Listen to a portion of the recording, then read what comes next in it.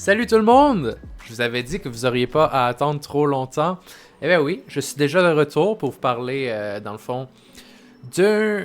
Pas exactement un film, pas exactement une série. Disons Ils appellent ça un special presentation. Donc, il y a pas longtemps, on a eu la special presentation de Marvel avec The Punisher. Puis, en vrai, je dois avouer, j'ai vraiment trippé. C'était très très bon.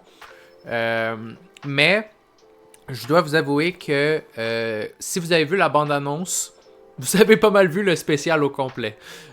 Pour de vrai, comme pas mal toutes les meilleures scènes étaient dans la bande-annonce, puis il n'y a pas grand-chose de nouveau qui se passe nécessairement une fois dans la série. T'apprends un peu plus quelques affaires, mais tu sais, pas grand-chose. Mais c'était un bon spécial. Par contre, je dois avouer, moi, que j'ai eu beaucoup de questions au départ par rapport à ce spécial-là. Déjà, j'aurais voulu savoir... tu sais, c'est le Punisher. Of course, il est capable de sortir d'une prison. Mais j'aurais aimé savoir comment il a fait pour sortir de la prison dans laquelle il était à la fin de Daredevil Born Again saison 1.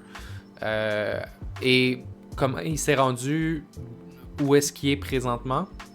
Malheureusement, ça n'a pas été expliqué ni dans la saison 2 de Born Again Daredevil, ni dans cet épisode-là de One Last Kill. Fait que, un peu dommage. En même temps, comme je dis, est-ce que c'est tant nécessaire? Non, c'est juste que ça aurait été cool à voir, honnêtement. Un autre truc que j'ai pas très bien compris dans cet épisode-là, puis je sais pas si c'est un choix artistique ou si c'est vraiment comme voulu comme ça. Mais je comprends, tu sais, comme là, ça se passe entre justement entre Daredevil Born Again saison 2 et le nouveau Spider-Man. Fait que bien évidemment, il y a des choses qui se passent dans la ville et tout. Mais la ville, là, vraiment, dans l'épisode, là, c'est comme si c'était le chaos total. Là. Genre, tout le monde se fait attaquer de partout.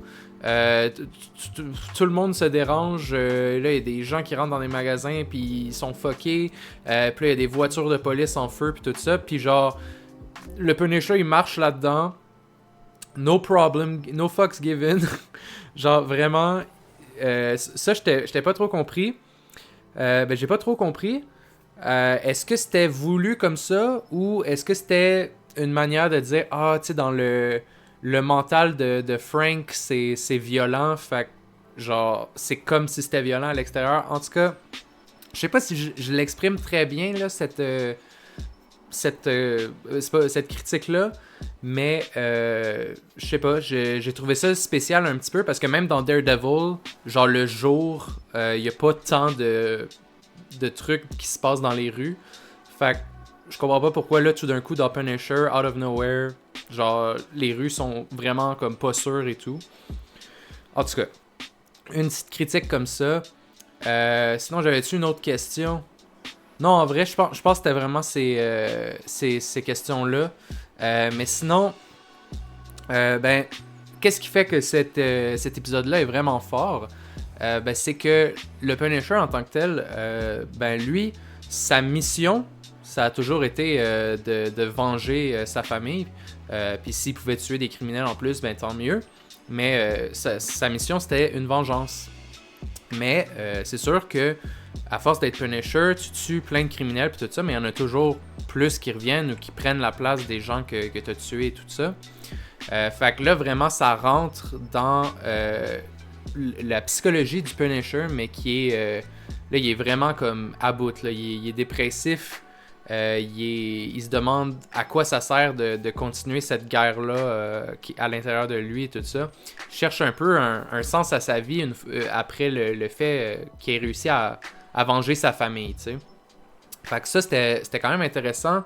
Il va faire des hallucinations, là, justement, de personnages qu'on a vus, soit dans sa série à lui, ou dans d'autres séries qui ont été en contact avec lui. Fait que, tu sais, on voit on voit des hallucinations de ces personnages-là, puis ça agit un peu comme son mental, justement, qu'ils disent, ils disent des fois des mauvaises choses, mais c'est comme c'est lui qui pense ça, mais c'est comme ça le projette comme étant quelqu'un d'autre, un de ses amis, un de ses proches. Fait que c'était quand même bien. Puis j'ai aimé aussi, tu sais, comme vraiment toute la signification au début quand il veut arrêter. Il y a comme une clé. Puis là, la clé, il la porte, dans le fond, à la tombe de sa famille pour dire comme, OK, c'est fini, tu sais. Puis, tu sais, c'est ça. Là, moi, généralement, je veux pas rentrer dans les spoilers et tout ça, fait que je vais pas le faire encore une fois. Mais il finit par trouver une nouvelle raison dans le fond, de continuer à se battre, qui est différente de la vengeance, mais cette fois, c'est pour comme protéger les innocents. Si vous avez vu l'épisode spécial, vous savez qu'est-ce qui fait en sorte que ça lui donne cette volonté-là. Puis je trouve que c'est bien exécuté parce que c'est quelque chose, encore une fois, qui le rattache un petit peu aux souvenirs de sa famille et tout ça. Fait qu'il il veut protéger ça pour les autres. Puis, en tout cas, c'est un beau développement de personnage. Mais vraiment, là-dedans, c'est intéressant parce que Frank, tu vois là, qu'il va vraiment pas bien. Puis, tu sais, on l'a vu pas bien, techniquement, dans les autres trucs dans lesquels il a joué. Mais là-dedans, c'est le plus moins... C'est le moins bien qu'on l'a vu, là, pour de vrai. Puis sinon, ben c'est ça. Le personnage, ben c'est ça. Il veut trouver un nouveau combat, quelque chose, une raison de vivre autre que la vengeance. Fait que c'était très intéressant comme épisode. En termes d'action, c'était très bon. Pour de vrai, ils se sont vraiment laissés aller là-dedans. Puis je dirais même que les scènes d'action, je pense que c'est la majorité du gros épisode. Là, c'est vraiment une grosse scène d'action pendant un bon bout de temps. Puis tu sais, l'épisode n'est pas tant long que ça, il est comme 48 minutes. Fait que ça prend quand même un bon temps. Mais tu sais, c'est pas des morts genre ultra créatives ou quoi que ce soit. Mais tu sais, il se bat contre une bunch de monde. Fait que ça reste satisfaisant à regarder parce que c'est de Punisher et tout ça. Puis évidemment, ben ça c'est pas une surprise, mais comme je vous ai dit, il reprend le mantra du Punisher à la fin. Fait que très hâte de voir ce que ça va donner pour ce personnage-là. J'aimerais qu'il y ait une autre série. Je pense pas que ça va arriver.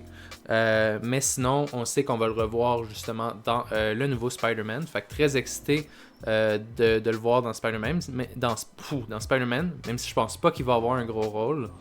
Fait que, ouais, en gros, au final, si vous aimez des épisodes, ben juste voir Frank tuer des gens, c'est un très bon épisode pour vous parce que c'est pas mal juste ça. Puis sinon, ben, on en voit plus un petit peu sur genre son combat avec ses problèmes mentaux et tout ça.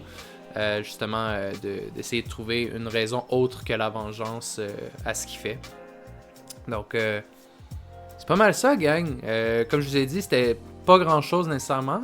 Fait que c'était assez court peut-être comme épisode. Mais j'espère pouvoir vous revenir bientôt avec une autre critique de quelque chose d'autre. Fait que on verra ça.